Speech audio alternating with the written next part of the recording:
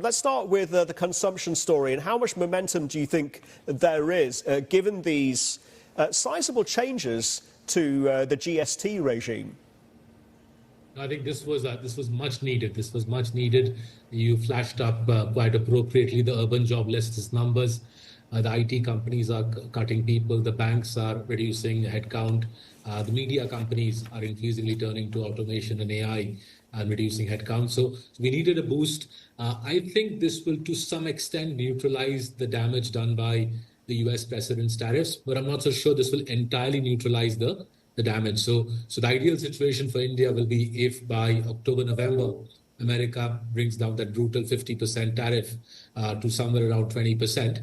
And the GST cuts go through, because the joblessness numbers that you're showing are pretty serious. The urban youth numbers are punchy. My situation is even in the sort of job I do, white collar, affluent urban jobs. I think there's been very little job creation there in the last 3 years, and that's dragging down consumption. Net, I think it's a $10 billion boost to consumption, the GST cuts, the indirect tax cuts that the government is expediting. But unfortunately, Donald Trump's tariffs do twice as much damage to India. Yeah. So a sweet spot for India will be Mr. Trump reducing the tariffs and the GST cuts that the government is promising coming through by October, November.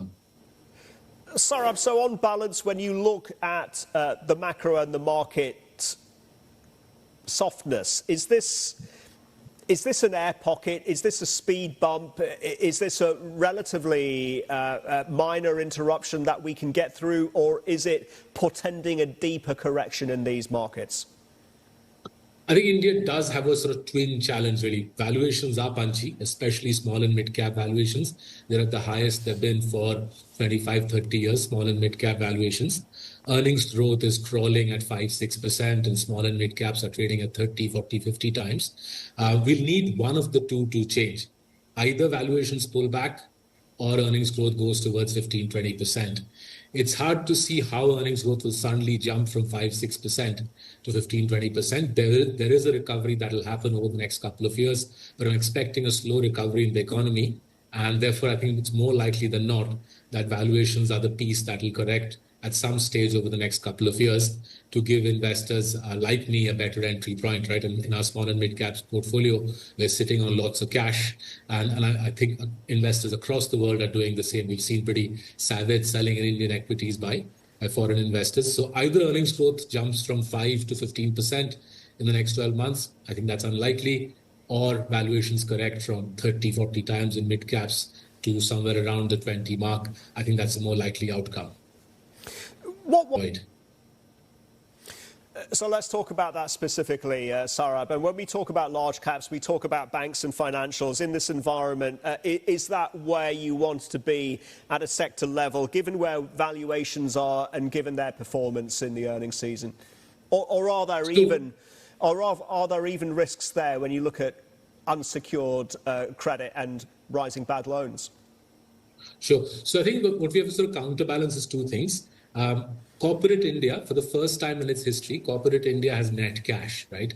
And if there is going to be an economic recovery over the next 2 to 3 years, some of that net cash will be deployed. Companies will borrow money for capex. I think the beginnings of that seem to be emerging, right? This might be famous last words, but I think beginnings of a corporate capex recovery are on the cards, and banks should benefit from that to some extent. You're absolutely right. We have to counterbalance that with asset quality. And I think that's where HDFC Bank and ICICI Bank are doing a good job. They've got strong liability franchises, low-cost funds. Their asset quality has been impeccable at a time when broader asset quality has deteriorated in India. These two banks plus State Bank of India seem to be pulling away from the entire banking industry. And I think that's where we are getting very interested in perhaps allocating a little bit more to the high-quality banking franchises in the country as a potential play on an economic recovery.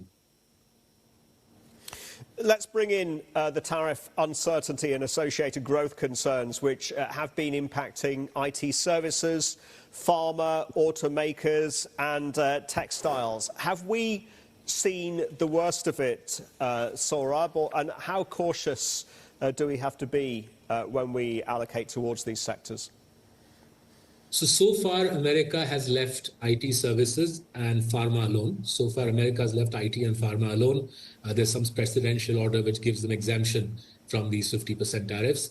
Let's hope that that continues, because if America loads those up with 50% tariffs, then the macro challenge for India becomes even more serious. Thankfully, IT and pharma are India's biggest exports. So, our biggest exports are still exempt from those 50% tariffs.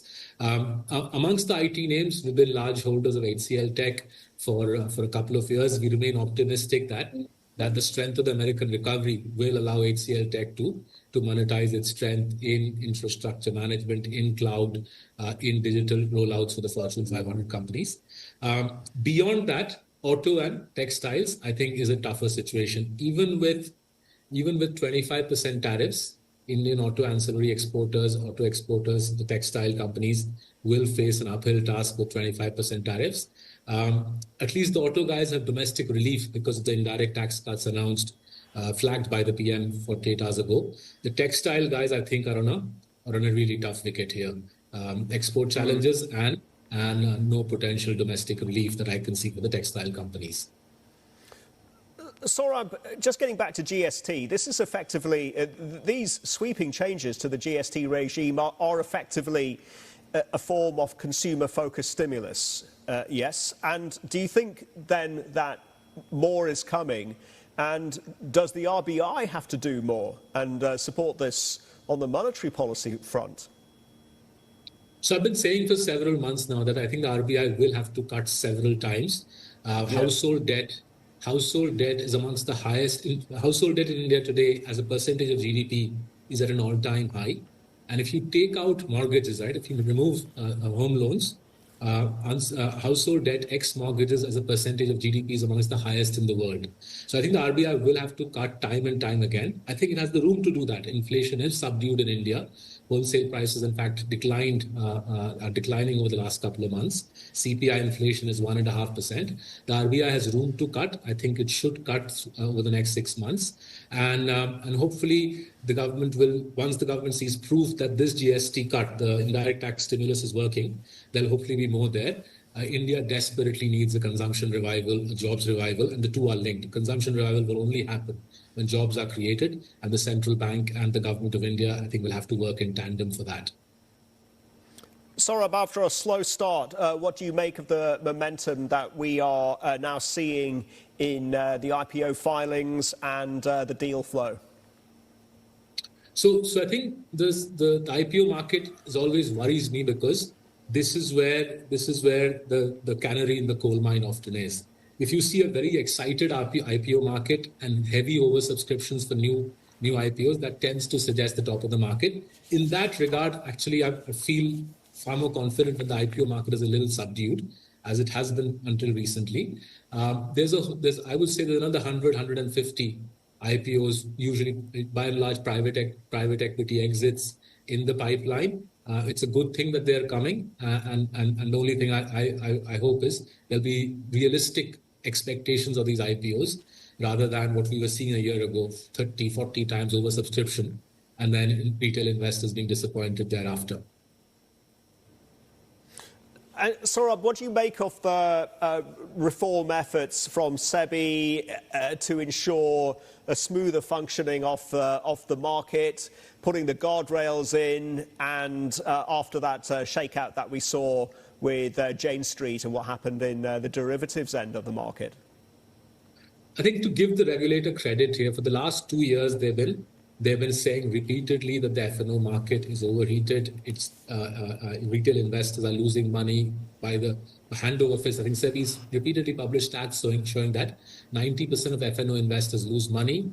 What the Jane Street issue has highlighted is those annual losses for retail investors run into multiples of billions of dollars, right? I think I read a Reuters piece 3 or 4 days ago suggesting that something like $6-7 billion a year are being lost by retail investors. At a time when we are discussing weak consumption, weak jobs, high household debt, right? $8 billion per year is a lot of money. That's actually equivalent to the indirect tax cut the government is expediting. So the more the regulator does in this area to tighten up F&O trading, because I don't see any tangible economic benefit to India for running a casino like this, where money is being transferred out of retail investors' pockets in India. $8 billion are being sent to smart global traders who are using powerful algos to game the retail investor in India. So all power to SEBI in this regard. I hope they squeeze the F&O market further and reduce volumes further.